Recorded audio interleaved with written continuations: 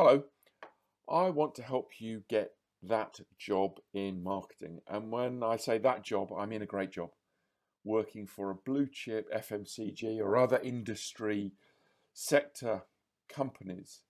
But I'm aiming high. I want to help you get great jobs.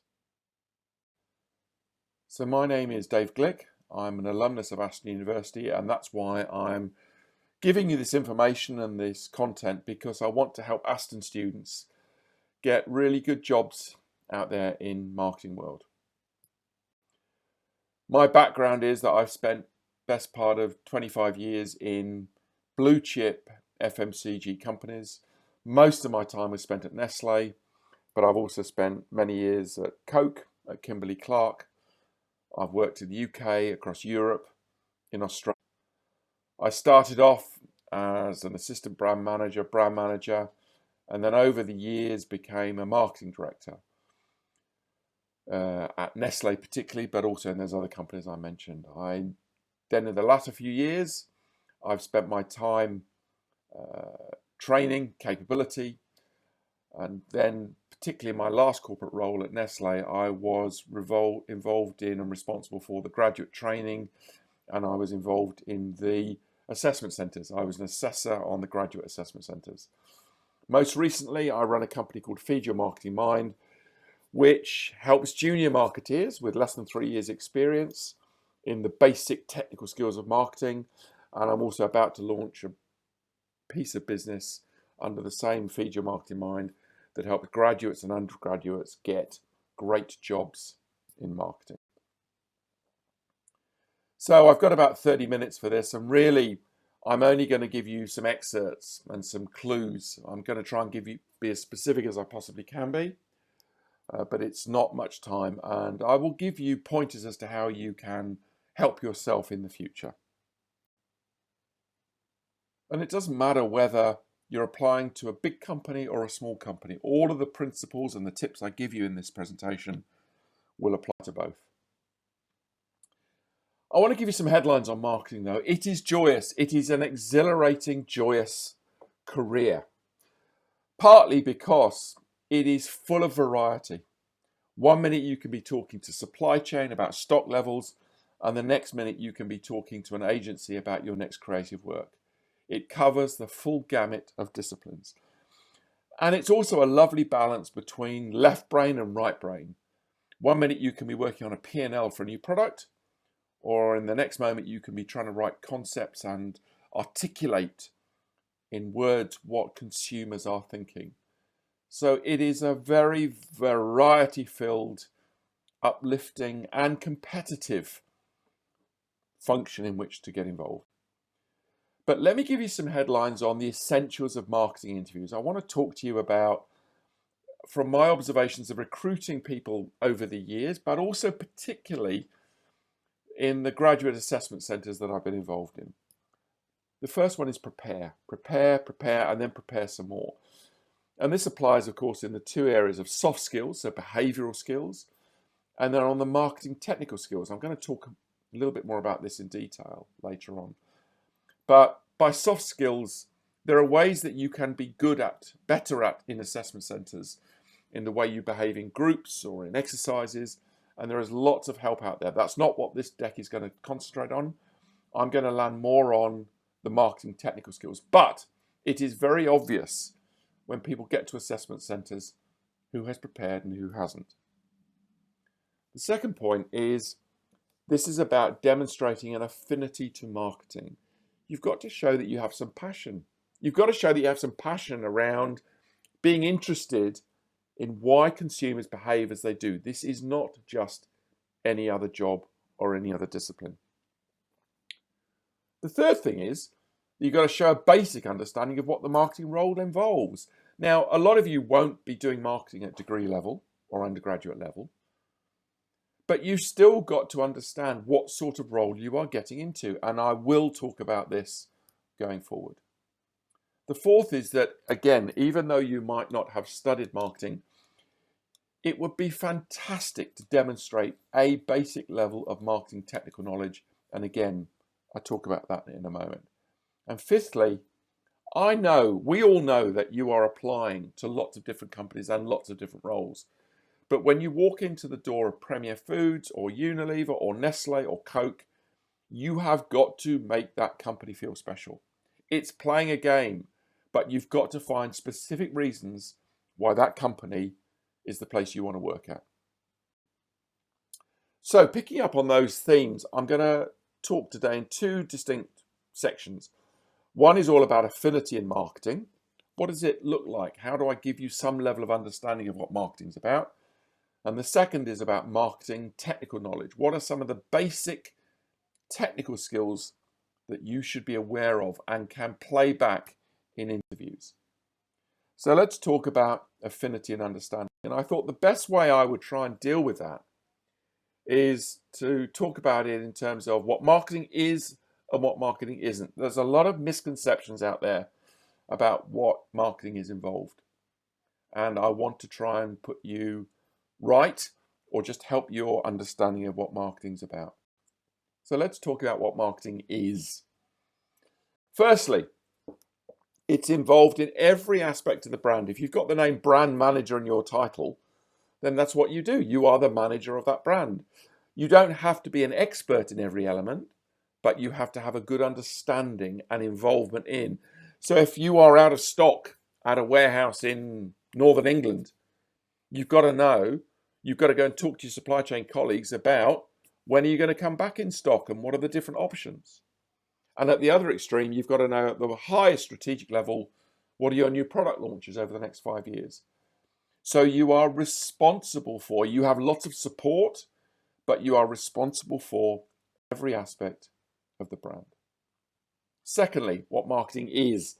It is a lot about persuading other people. You can talk to all these people. You've got to sell a lot of ideas in over whom these people you have no control or no authority.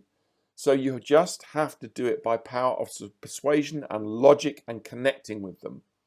So a lot of my time used to be spent selling in ideas to senior managers or to peers. Some things they didn't necessarily want to do, some things they did.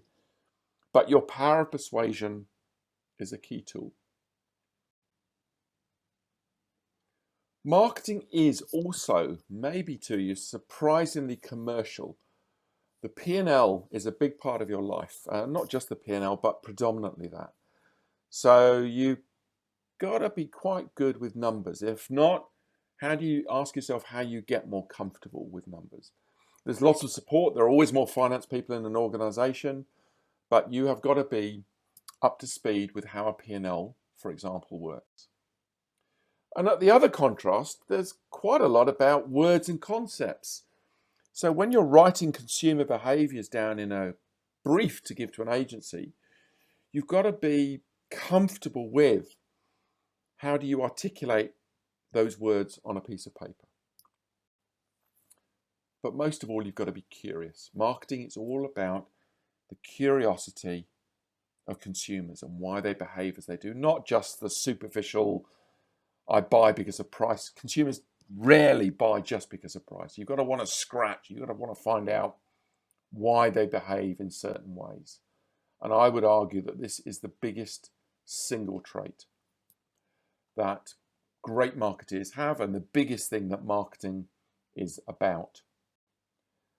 As a chairperson of a top 5 worldwide FMCG company said, be obsessed with the consumer. Have insatiable curiosity. There's no better use of your time than getting down to an understanding of your consumer.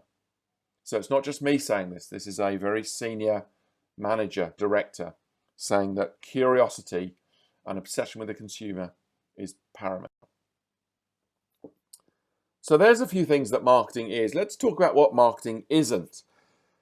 And probably the biggest misconception is that it's creative. It is not necessarily creative. You employ agencies to develop your creative work that are outside of your company. It is not inherently creative. So I'm sorry if that dispels a few rumors, but you have to be good at assessing creative, but that is a completely different skill. Secondly, I hear lots of marketers say, well, I'm going to work on an agency or I'm going to work in marketing. Well, they're different. Marketing is not the same as working in an agency. It requires different skills, and you get involved in very different tasks, whether you're a marketeer or whether you work in an agency. So be clear about that distinction. With marketing, you get to see the whole process from creation of product, management of product, through to end delivery. Typically in an agency, you only see a small part of that. The third thing about marketing is it's not all about digital. Digital is important. It is a media choice, but it is not the only media choice. Globally, over half of all advertising is still spent on traditional media. And there are processes, there are steps, there is a way of thinking that you will work with any media agency that will help you establish what is the right medium. Digital will be part of it, but it will not be the only part of it. Marketing isn't also the same in all companies. It makes a big difference, obviously big and small, but the type of ownership dictates what sort of marketing is done in that company, whether it's private equity, publicly listed, family owned. All of these have a sway on the type of marketing that you do.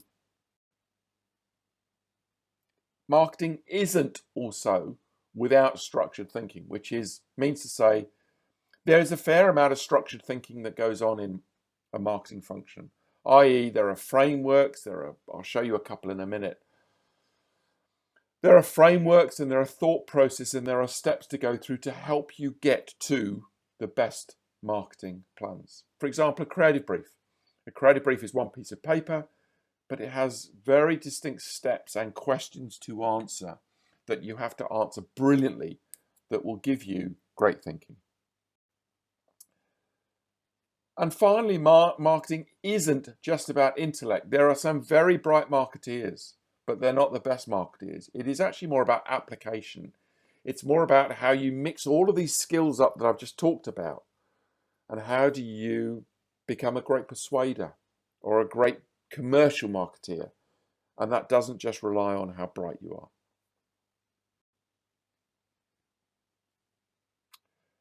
So let me talk about the second section. So that hopefully has given you some awareness and some description of what it takes to have an affinity with marketing. Let's talk about technical skills. I'll talk about what I mean by technical skills in a moment, but I'm only going to have a few minutes to talk about this, so I'm only going to give you clues, but there are 5 basic technical skills, knowledge areas of. And when I say be aware of, I mean be aware of, because your main focus is about getting a job. Be aware of to the extent that this is all about building that technical knowledge into your interview answers.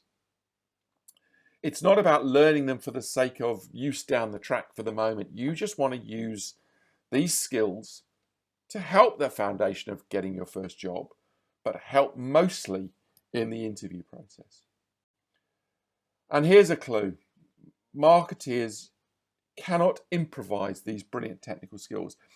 There is invariably a structure and a framework and or a way of thinking. Now, I don't want to overemphasize how much structure there is, but there are some formulae, if you like, to follow, some approaches to follow. And if you don't know it, you don't know it. If somebody said to you, what is a great brand positioning framework? You can't make it up. You've got to know it. So let's look at these 5 core areas that I keep calling technical skills. Let's just go through them one by one. And I'm going to expand on them a little bit more in a second. The first is a brand positioning statement. The second is developing a superior marketing strategy. The third is working with agencies and the creative brief. The fourth is critiquing creative. How do you assess creative work that is proposed to you? And the fifth is measuring your brand. Now, I've chosen these out of all the many things that marketeers are expected to know, because I think realistically, these are the things that you can pull into interviews. And these are things that will start to lay foundation skills for when you get that job in marketing. Let's have a little bit of a closer look at each one of these. So brand positioning, okay? Brand positioning is all about what your brand does and who is it talking to. What your brand does and who is it talking to. And you remember I keep referring to frameworks and tools. Well, this is the Feed Your Marketing Minds brand positioning framework. It is a variation on a theme of many brand positioning frameworks that are out there. But it has been built by me based on best practice. And I don't want to go through the detail now, but in the top left-hand corner, it's all about the consumer. And in the bottom right-hand corner, it's all about the brand. And I think there would be an expectation that marketers going into interviews should know the very basics of what goes into a brand positioning framework. And the reason I say that is because a brand positioning framework is the foundation of everything you know about your brand all on one piece of paper. And therefore it stretches into all sorts of areas. But you have to be comfortable, and you will look good if you go into an interview talking about your brand positioning framework and the key parts of a brand that you want to talk about. The second technical skill is superior strategy. Now, I'm sure if you've covered marketing, you would talk about strategy. But again, think about it in light of when you're answering questions, how do you pull in your knowledge about superior strategy? And just to give one slide by way of explanation, so how good. The third area that I would expect people coming for an interview on marketing to have the basic understanding is about how marketing departments work with agencies. And the reason I put that in is because I often interviewed people that thought that agencies were marketing functions and marketing functions were agencies, and they didn't understand the even basic split of where the delineation was between a marketer and an advertising agency. And there are numerous agencies that marketing departments use: advertising, media, pack design, digital research. All of these sit outside of the marketing function in different companies, and they all provide very, very specialist skills. And so the way it works is that marketing departments give these agencies briefs of what they want to do in their specialist area. And this is the one thing that binds them together, which is, this is, for example, a creative brief. So if you want somebody to do some creative communication work, then this is a creative brief. Again, this is a Feed Your Marketing Mind brief that touches on and outlines in succinct form exactly what you're asking this agency to do. And again, no time to go through exactly how to fill that in. And maybe that's not even necessary for an interview process, but it is necessary to understand how marketeers work with agencies and the basic role that a creative brief does. Once agencies respond to that and provide with some creative work, then the marketing department has to assess, has to critique the creative work, has to assess whether or not they think in a script form it is going to work. And many companies use different acronyms and different frameworks. The one that I've developed and that I use within Feed Your Marketing Mind is one called BOOM. And I go on to explain this now.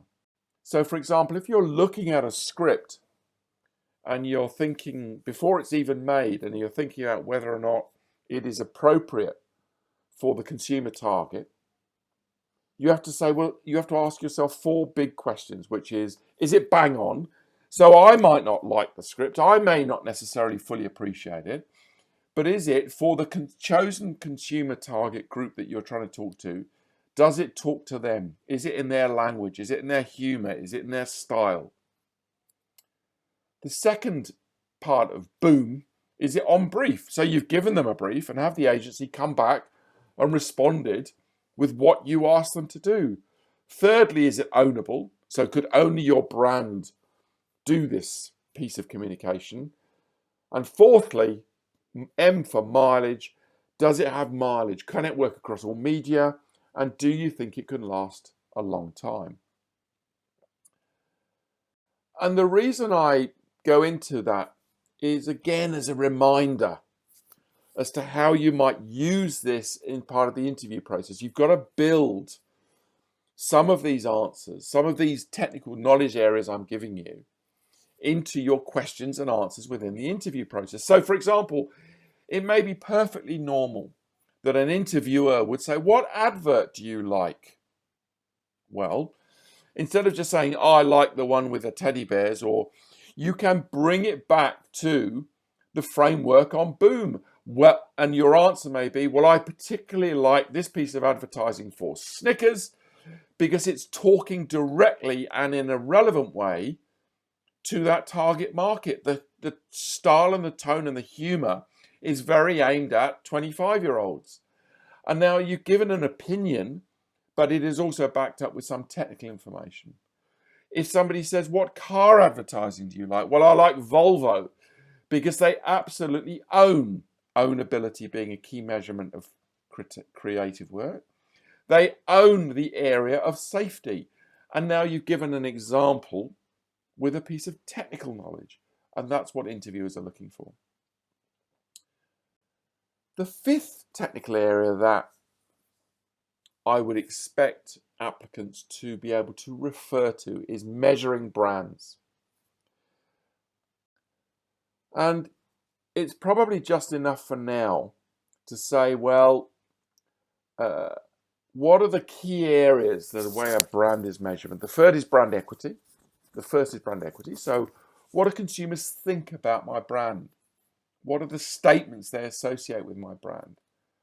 Secondly, household consumption. So how many households does my brand appear in? Thirdly, at the bottom left, profit and loss, a profit and loss account. And the fourth measurement is share, brand share, market share, segment share.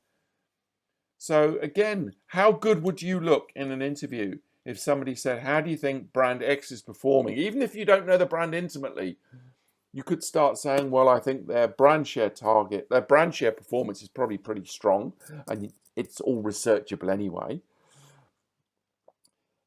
You could say profit and loss account is going to be more difficult to ascertain. But certainly you could say, well, also this brand that I'm giving you the example of, their brand equity is probably pretty strong because I'm sure that consumers think X, Y, and Z about them. So again, by that way, you have demonstrated you understand how brands are measured.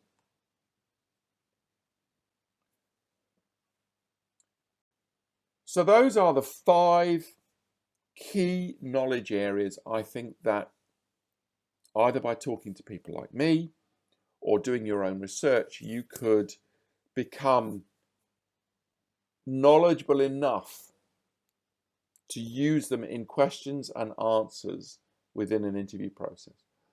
So, what are 6 tips to help you develop these technical skills? Number 1, remember I talked about curiosity is the key thing. Well, practice. Practice, and you don't have to look too far. Watch an ad on TV. Is it insightful? Has it truly understood the psyche and motivations behind consumers' actions? Or is it just obvious and cliched? And another good and separate little tool for curiosity is ask somebody twice why they did something. Why did you decide to go on a particular course? Well, I wanted to do this. Well, why was that? And in fact, you can keep going. Well, I wanted to do it. I just wanted to learn something. Well, why did you want to learn that? Well, because I felt stale in what I was currently learning. Why did you feel stale? So the question why is a great little tool to uncover people's hidden rationales and reasons. Secondly, on brand positioning and the creative brief and the strategy, the question to ask yourself here is, do you like wrestling with words and concepts until they feel interesting and insightful? Get a blank creative brief, which are all available on the web, and fill it in for your favorite brand. And this exercise will tell you whether or not you like playing with words and concepts and those sorts of frameworks. Just research creative brief on Google. Number 3, frameworks. So I've alluded a lot that marketing is a lot, and I've shown you some examples about the sorts of frameworks that get used. Do you embrace working with formats and frameworks and sequential steps? Think of an example when you last followed a process or a number of steps. Did you enjoy it? Or do you find it all too constraining? And in which case it starts to say something about whether or not you would like a career in marketing. Number 4, do you remember I talked about all aspects of the brand? Brand managers look after all aspects of the brand. So this is all about holding lots of information and giving an answer quickly. Think about when someone last asked you a factual question. How did you do? Did you fluff around? Did you go straight to the point? Because in marketing, in the marketing function, people ask you questions and you've got to sift a lot of information and get to an answer pretty quickly. Thirdly, single-mindedness. A key part. When you fill in these briefs, for example, you can't put 6 different answers to all the different sections. You've got to be very single-minded. Think about the last time you had a discussion on a non-factual issue with someone.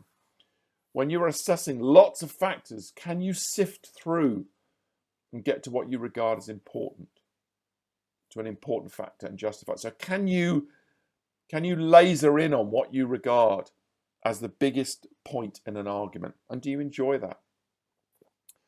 And I talked a lot about numbers and how do brands perform? Do you like numbers? Is it a strength?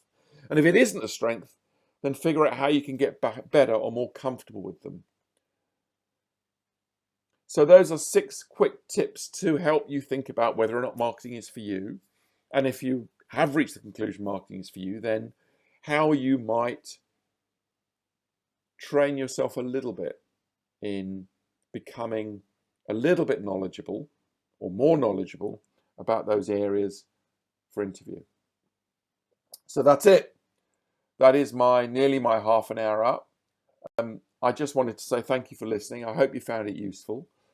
So this is my email address, dglik@feedyourmarketingmind.com. I'm very happy to try and answer any queries you may have. And for our offer, go and have a look at feedyourmarketingmind.com. But mainly I'm here for you. I want to help Aston students get better jobs in marketing. All right. Thanks again, and go well and good luck and enjoy. And remember, marketing's about curiosity. All right. Take care, everybody. Bye-bye.